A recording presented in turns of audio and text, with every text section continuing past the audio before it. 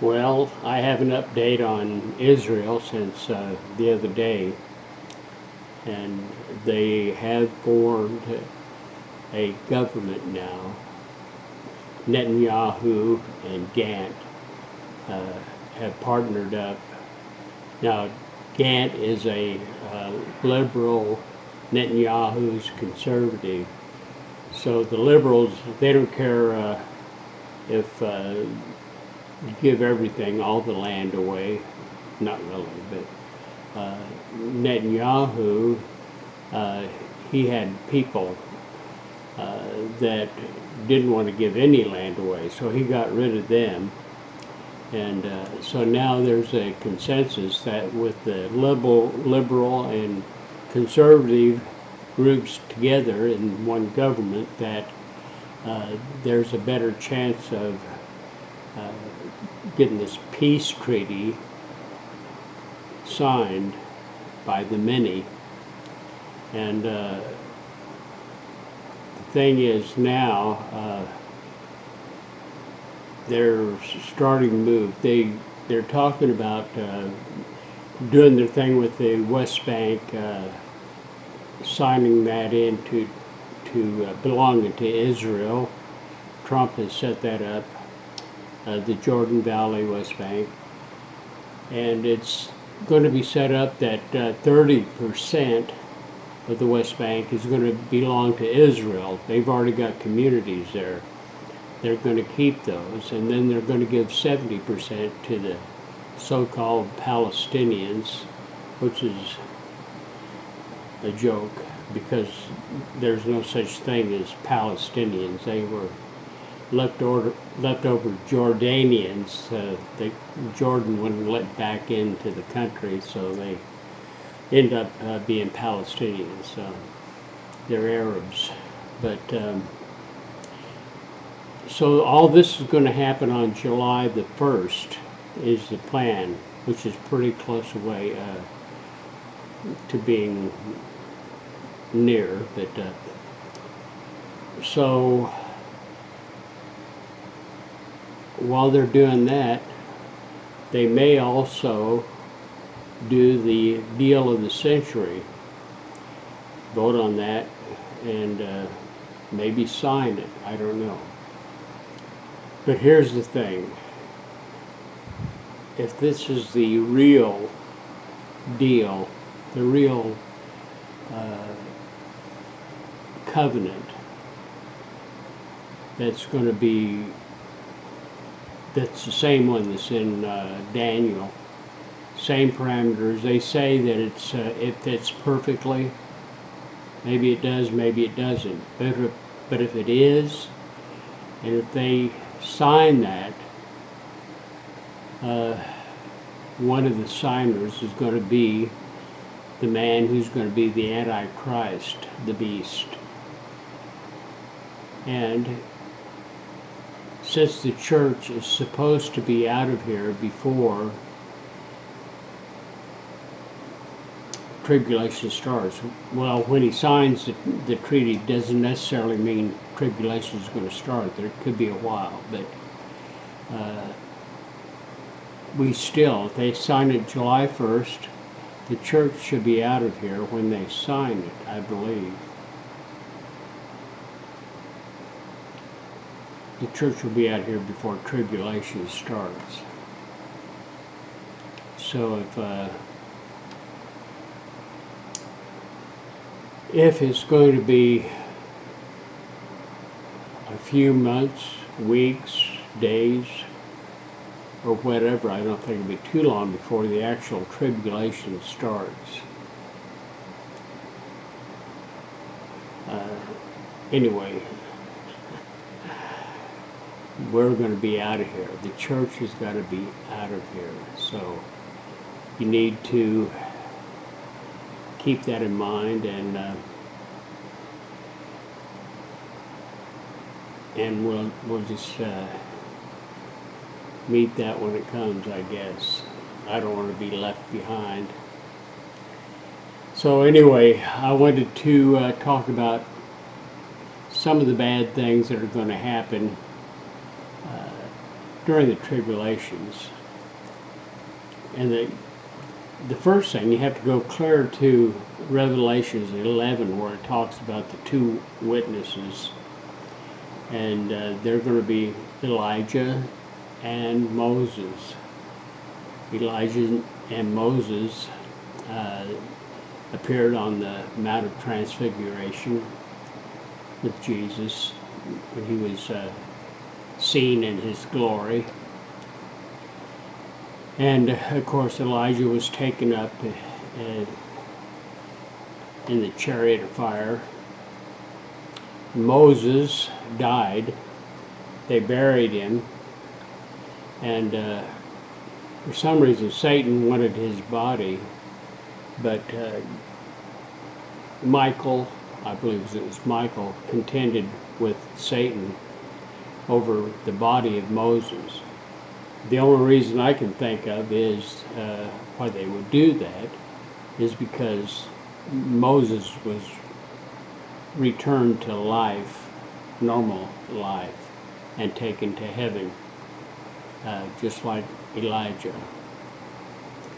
So the first 3.5 years, if the two witnesses are there at the very beginning, day one, which I'm beginning to think they won't be there day one. I think it'll be a little later. God said their time that they're going to prophesy is 3.5 years exactly. And they're going to be killed by the Antichrist, Apollyon, the beast that comes out of the bottomless pit, who basically is going to possess the man who's going to be the Antichrist. It's going to kill him. So I'm thinking it may be weeks or maybe a few months before they come on the scene. But when they do, it's going to be, nobody wants to mess with them, because if anybody tries to hurt them, fire is going to proceed out of their mouths. And you're talking about human people with fire coming out of their mouths to destroy anybody who would hurt them. And also, there's going to be plagues. First thing, Elijah is going to stop the rain for 3.5 years during the time that they're witnessing.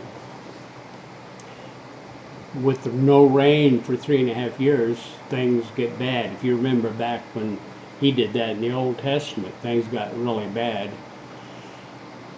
And rivers are going to eventually dry up. It doesn't say that there won't be any ocean, lakes, or rivers, or ponds, or well water, but it says it won't rain.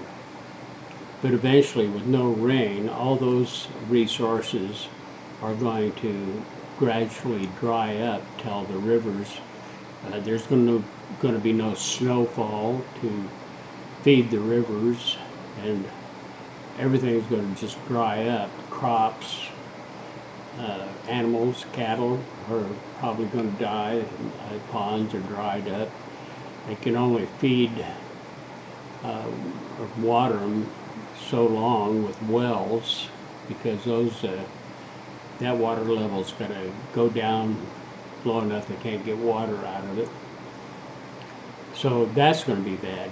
And in the meantime, Moses is going to do all the plagues as often as he would like to do.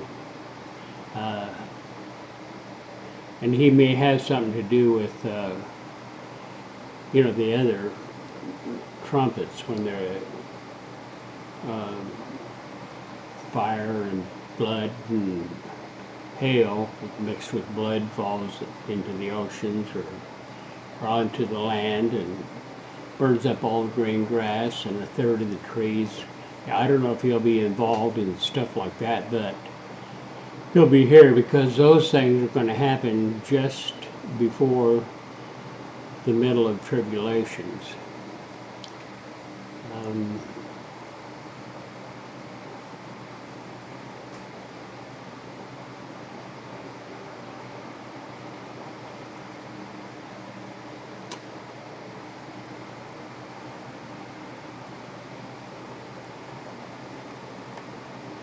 Okay. Of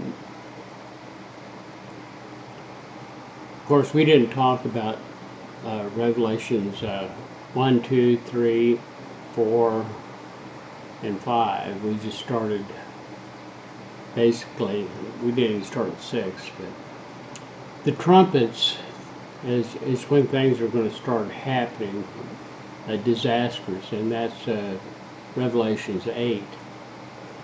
And let me just read this. The first angel sounded, and there followed hail and fire mingled with blood, and they were cast upon the earth.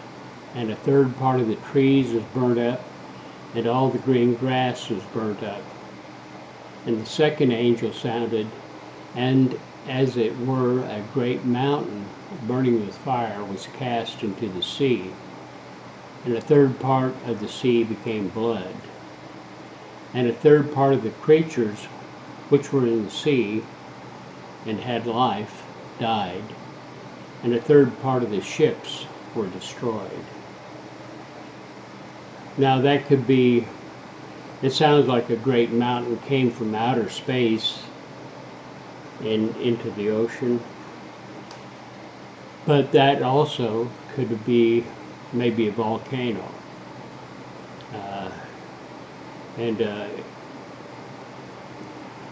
It could, depends on where it happened, but that could cause all these things to happen, and it would happen quickly. So anyway, I'm going longer than I wanted to, so I think I will stop for now and pick it up here on